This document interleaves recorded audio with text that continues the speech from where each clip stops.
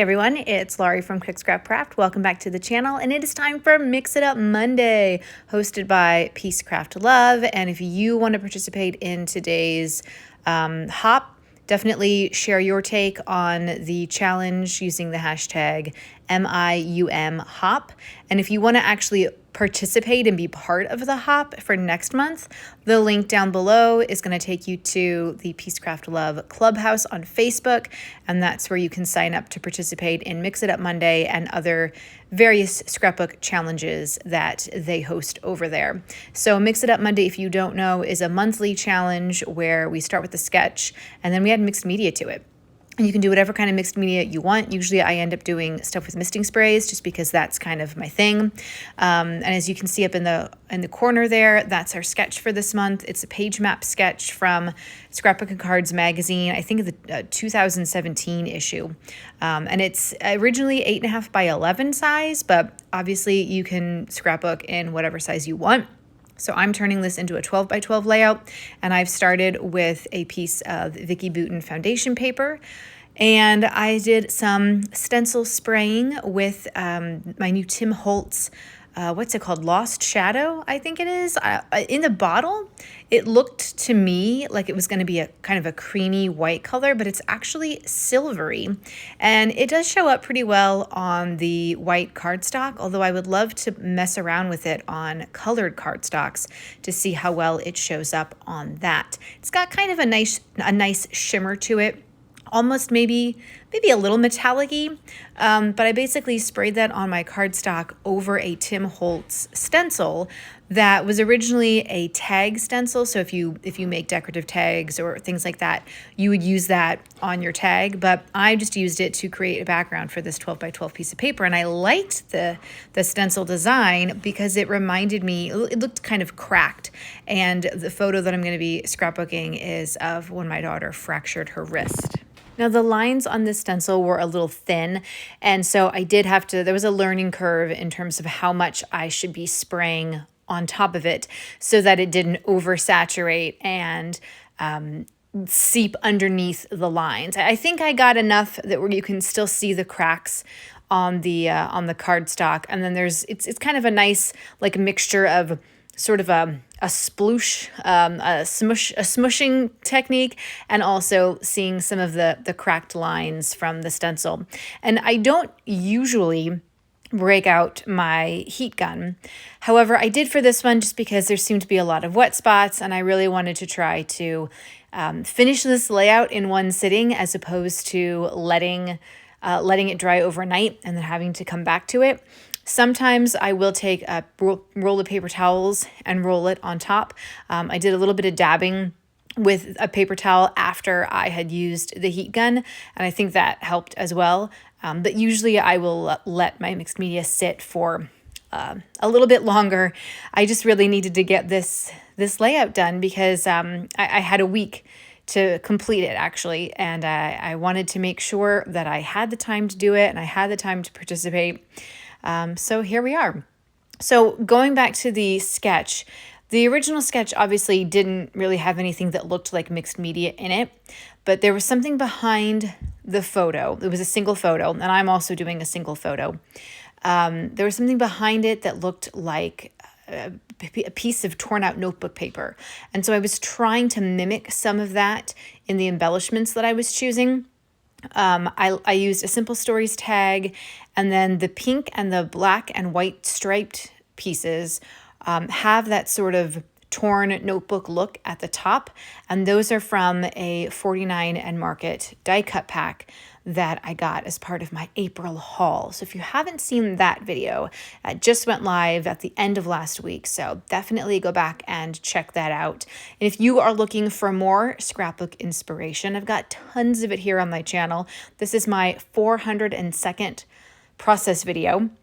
So there's a lot of process videos for you to check out. And if you go like way, way, way back to the old videos, they're not going to look like this. They're probably going to be pretty bad. I'm sorry about that as I was starting out on my YouTube journey, but there's still some good inspiration there. And you can always be alerted to when more scrapbook process videos go live by subscribing to the channel and ringing that bell for notifications. If you are enjoying watching this video, whether or not you're a subscriber, give it a thumbs up and let me know down in the comments below if you have ever broken a bone. I broke 3 bones when I was a kid. Thankfully, not all at the same time, but it seemed like I was a little almost cursed because in 4th grade, I fell in dance class and broke my left wrist. And then in 6th grade, I fell at ice skating lessons and broke my right wrist. That one was a really bad break. It wasn't a hairline fracture. It was a bone broke in 2 break. I think they call that a compound fracture. And then, so you would think, so then in 8th grade, I fell during roller skating and I sprained my left wrist. Didn't break it, but I sprained it. So I made it to 10th grade thinking, oh my gosh, every 2 years something's going to happen. Nothing happened in 10th grade, but then in 11th grade, I broke my thumb doing winter guard. And you might not know what that is. I'm going to do my best to explain it here. It's basically like a dance performance, but with flags and wooden rifles and fake sabers. I don't know what the sabers were made out of, like some sort of plastic maybe. Don't ask me why there are rifles and sabers. I don't know. I didn't create winter guard, but it was so much fun. And I broke my thumb. We had to toss our rifles in the air. They had to spin 5 times and we had to catch them.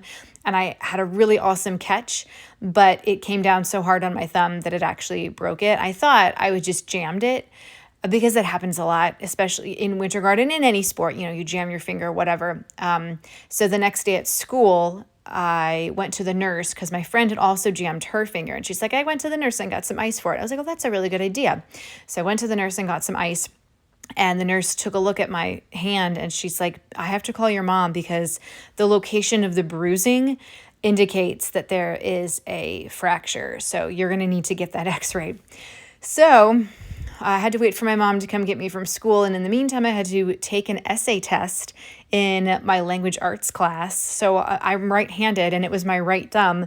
And I had to very painfully write essays for this test. It was super fun. But yeah, then it ended up being broken and that cut my season short. I couldn't participate in anything else because I had a full forearm cast. They didn't just do it on the hand or the thumb. Like I had to have the full cast and that was really awesome. So those are my stories. I did fall several years later as an adult. I guess it was like 2009 that I fell.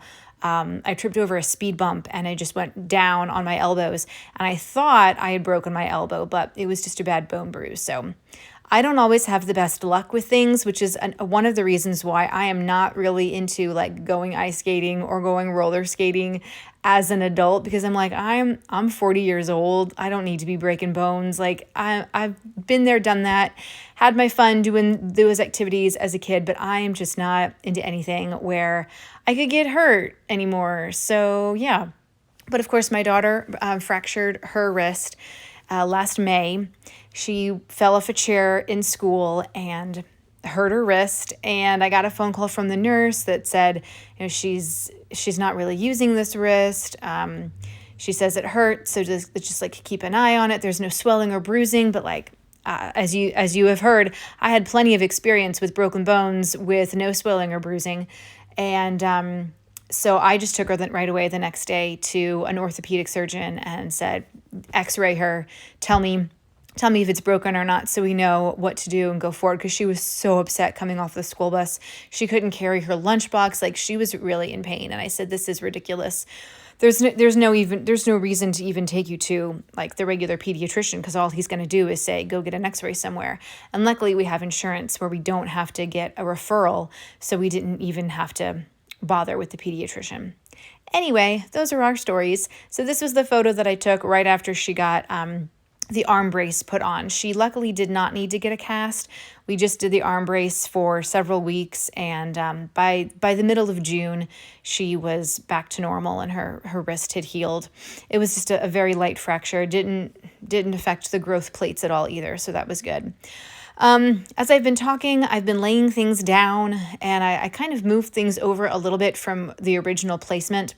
I've got some Echo Park paper. It looks like photo frames with hearts in them. That's kind of the background, and I did ink the edges of that. And then I took a strip of some cut-aparts from a Doodlebug crafty themed pattern paper, and I'm using that as kind of the layer on top of the Echo Park paper. And that's also where you can see I'm doing my journaling. I've got a sticker strip from a Simple Stories sticker book that has the days of the week on it.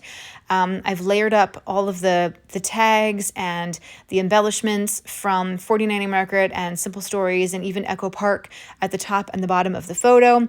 And then I even added in a puffy pink fresh heart sticker up at the top section. And I think I put something down at the bottom too. I can't really remember. Oh, there's a thing that says something about every day, or I can't recall what it says, and I can't see it right now because the voiceover recorder is covering it up, which is super helpful. But that's down at the bottom, and that's from Simple Stories as well. The title of this is using a variety of different alphas. So I got some new Fancy Pants, those foam alphas. I think they're from Fancy Pants. So I'm using that to spell out some of the words. And then I've got some orange Doodlebug design alphas. And then the word smile just came from a pink fresh puffy sticker sheet. And so the whole title is Can't Break Her Smile. I thought that was kind of fitting. And now I'm trying to figure out where to put the journaling spot. I liked that thing that I just cut out. I think that was from the Echo Park pattern paper, but it was a little big, and I needed something that was going to be a little bit smaller, just because I was trying to figure out a good placement for it, and I didn't like that it was extending so far away from the photo and the pattern paper. So this one I'm just cutting down a little bit. This is from a Simple Stories ephemera pack, and that's where I'm going to do my journaling and get my date put on here. I have gone through all of my April photos and put them into page protectors. So I think there's like another 2-page spread that I need to add into that, which of course is going to screw up. It's going to screw up a bunch of stuff. I thought I had finished all my Aprils, and turns out that I still had another 2-page spread left to throw in there. But that just means that I need to get a new album so that I can start putting some of those layouts actually in something as opposed to just in page protectors. I don't know about you, but I am way behind on my photos, and I never have albums when I need them. So right now, these page protected layouts for April are in a cardboard box sitting on top of a shelf in my scrap room. And that's where they will stay until there's an album sale at Michael's or Joann's or something. If you guys know of any other places that sell 12 by 12 D-ring albums, let me know, because I feel like Creative Memories does not do the D-ring albums, but I actually haven't looked at Close to My Heart, although I know they're the ones that are kind of going out of business, kind of not.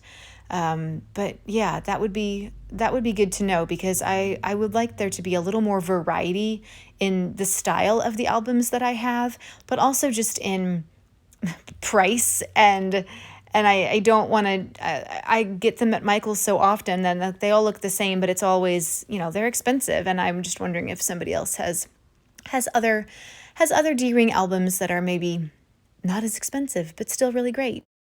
So that's going to do it for today's layout. I hope that you come back to the channel, because tomorrow I've got another process video, and there are process videos every Tuesday as well as other times throughout the month. Please come back and scrapbook along with me, and I'll see you next time. Bye.